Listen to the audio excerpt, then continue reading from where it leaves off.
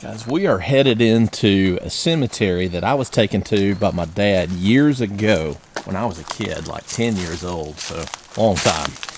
And I remembered it because I saw a gravestone that actually had an S printed backwards on it.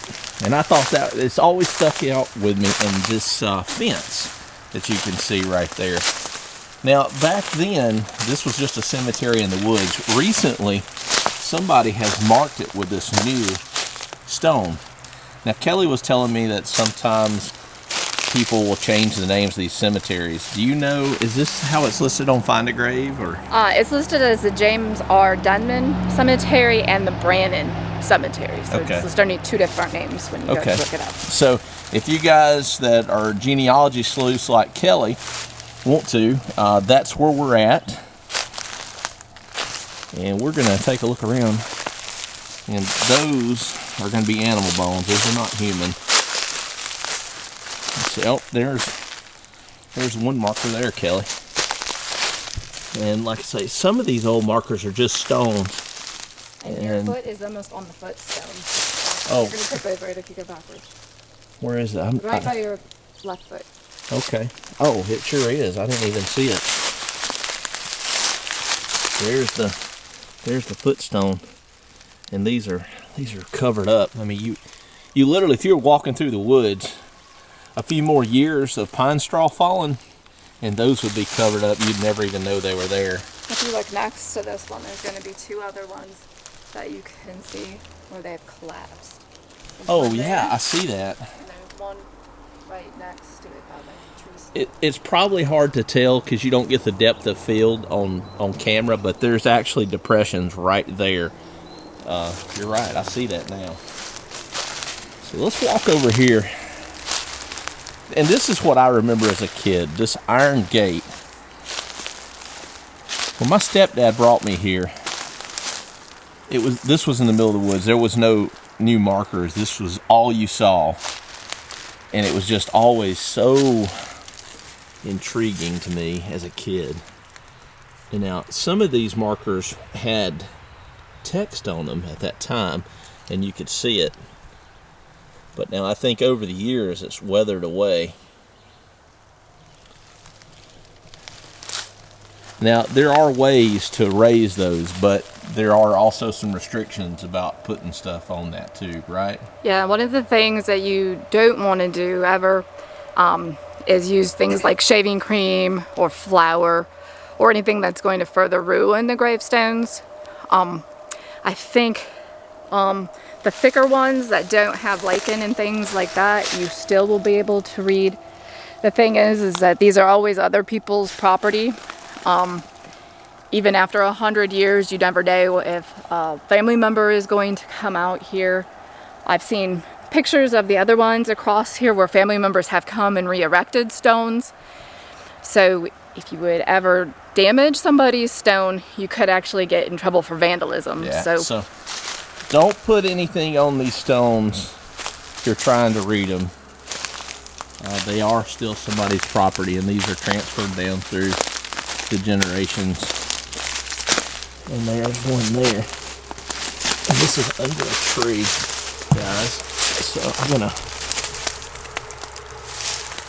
And now, is this one of the people that the cemetery is named after? Do you know? This is the Brannon. Everything in this gate is Brannon. So this is James Brannon, and his wife's name was Dempsey Thompson Brannon. I haven't done any research on these people here, so if there's anybody out there that's a genealogist that wants to spend a little time taking a look and seeing what they can find, I just haven't had time to do any research on these people here. And I believe that there's 3 graves in here, is what it looks like. And I believe the other one would be a son or a daughter that they have lost. So there's James Brannon, Dempsey Thompson Brannon, and a child, I believe, in this grave. Okay, inside the fence here, right? Okay. That accounts probably for the 3 gravestones that we see.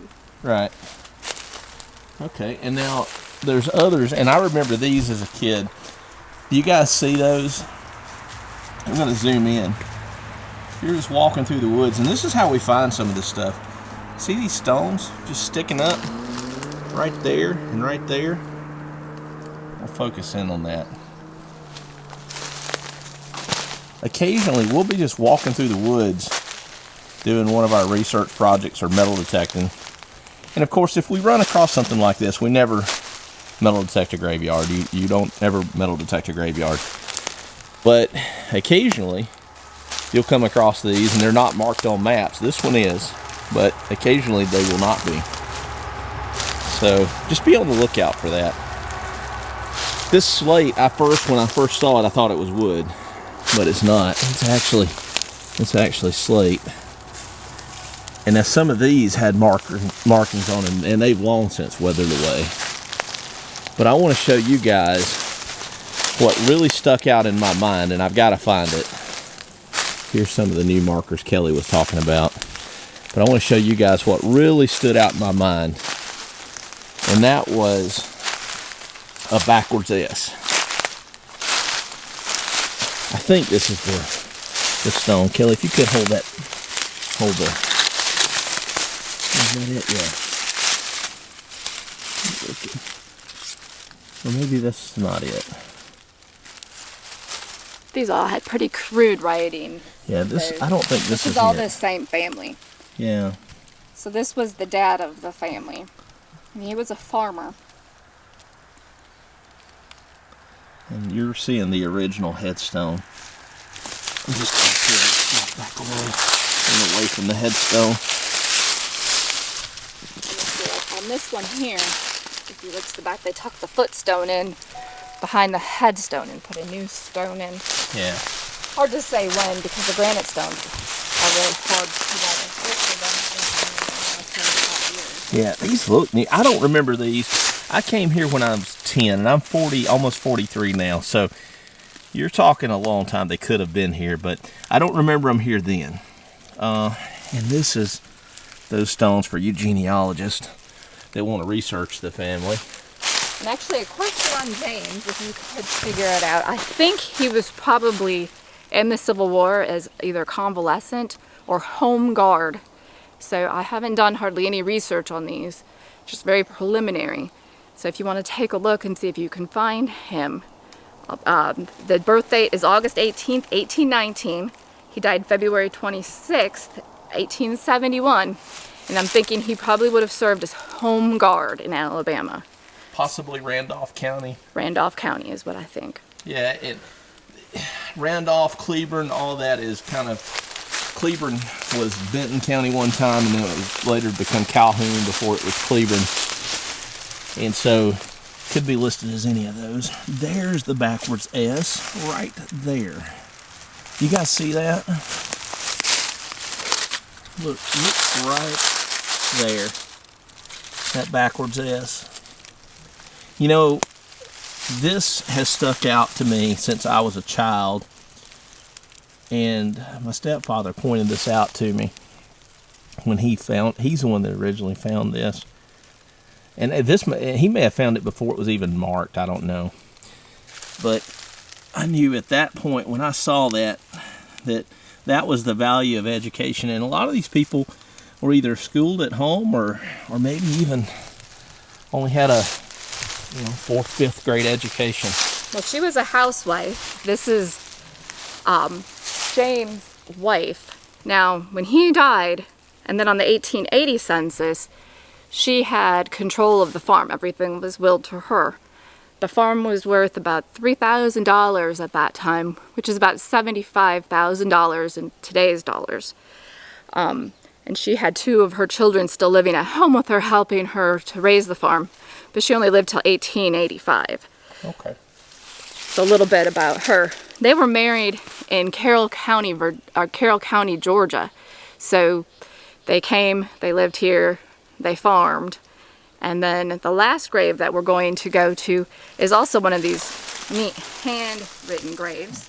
And this is their daughter, Lucinda.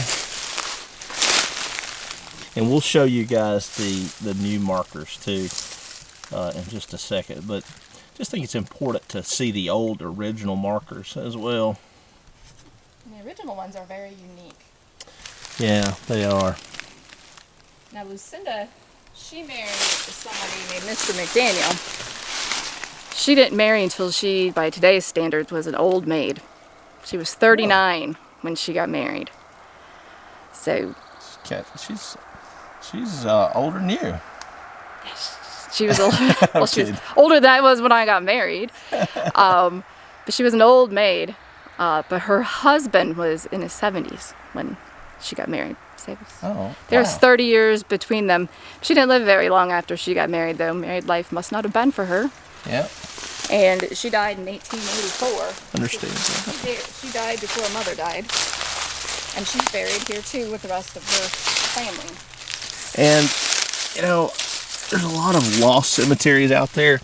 This one apparently was found at some point. What I found really interesting is she was married, but she's got Denman as her... That's her maiden name, though, right? That's her maiden name, but it does say that she's the wife of J.W. McDaniel. Now, on their census there in 1880, they were also one of his daughters was living with them. Oh, okay. So in 1880, when she was 41 or 42, his daughter was 40. Oh. So he'd been married and had a daughter about her age when he married her. Well, all right. Times were different. Of course, I mean, it happens today. So, now look right here. There's a stone behind it. That's the footstone that they picked up. So when they brought this in, they grabbed the footstone and tucked it behind too. Okay. Well, that makes sense. And then judging from the name of the cemetery, Denman Brannon, I would surmise that either these graves were just lost to time and there's somebody else, or it's Brannon members and Denman. You're talking about those stones. There's 4 here, 1, 2, 3, and the one there. Yeah. And then you have the 4 unmarked along that. So it could be children that died young. It could be people that are just lost to time. I bet there are a lot more here that are under the pine straw that you can't see. That's possible too. And that's, if we had a GPR where we could actually look for them, or we had Boy Scouts that could come out and clean out the cemetery, we would be able to find those kinds of things. And that's one of the things. We're trying to raise money for GPR, and we're going to go out once we get the GPR and mark some of these unknown graves, of course no charge to anybody, and try to preserve some of them. That's one of the things we're doing right now. But there's a footstone there, Kelly. I just stepped on it and knocked the leaves back. See it? There's a footstone to that one too, right there. Oh, sure is. There it is. We could probably go 3 for 3. If we look hard enough and find the one. I can almost see writing on that headstone there. I can't make it out. And that's why you have to be careful in a cemetery, because you can trip over things, and if you don't look for the impressions and you can actually find some that cave in. As we saw in that other cemetery that's back on our channel, there was a deep hole that went almost 6 foot down. Right. So you guys, if you're wandering around the woods, be careful. Of course, old whales too. I think and for you metal detectorists guys, like I say, don't metal detect the cemetery. But I think this road here may be the original wagon road. And now this is outside of the cemetery. So the wagon road would be fair game to metal detect, if that's what this is. And it could be a logging road. We'll just have to check it to see.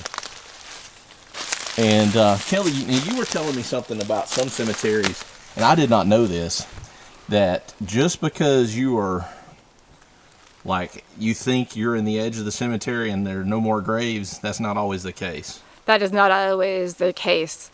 Certain faiths, if you were not baptized, they would put you in the edge of the cemetery. And I mean, maybe where, in the old times where the outhouse was, on the edge. Really? If you were maybe a prostitute, if you were a baby that was not, had time to be baptized, they would put you on the outside. Some faiths. Some faiths. Personally, I had a great uncle that died in on asylum, and he didn't have time to be baptized. because my family was very Catholic and they had, I don't know how many children at that time. He was actually buried in the alleyway. Really? Of a cemetery, and I wasn't able to find him until maybe 5 years ago or so. So it happens where you can find remains and things on the outskirts of a cemetery. So there could be, so we would, but I mean, they wouldn't in a road, of course, I don't think.